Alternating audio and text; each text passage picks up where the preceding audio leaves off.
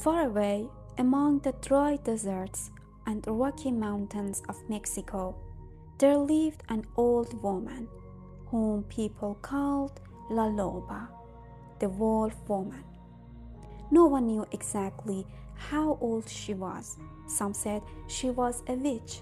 Some believed she was half woman, half wolf, and others believed she was the guardian of the lost souls.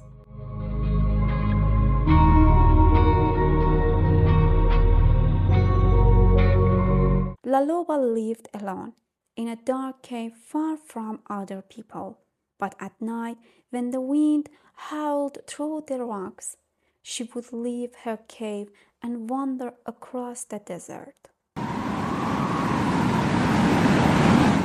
She was not searching for gold or food.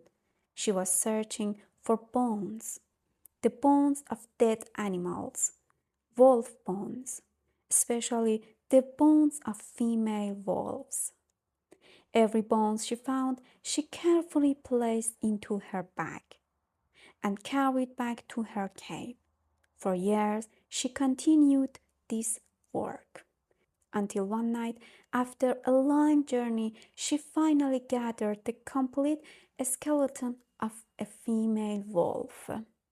She laid the bones in the center of the cave, the skull, the ribs, the spine, the paws, and the wolf's long tail.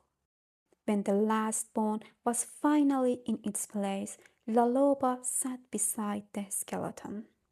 The fire in the cave burned softly. A cold wind drifted in from outside, and silence filled the air. Then the old woman began to sing. Her voice was strange, ancient, wild, as if the mountains, the wind, and the earth itself were singing together. And the longer she sang, the stranger things became. Flesh began to grow over the bones, veins and muscles formed, skin stretched across the wolf's body, and suddenly the wolf breathed. Its eyes opened. The wolf rose to its feet and began to run. It rushed out of the cave, through the mountains, running beneath the moonlight, becoming more alive and powerful with every step.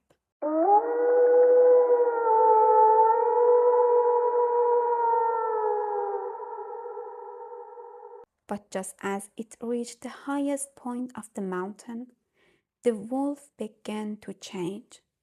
Its body stretched and shifted.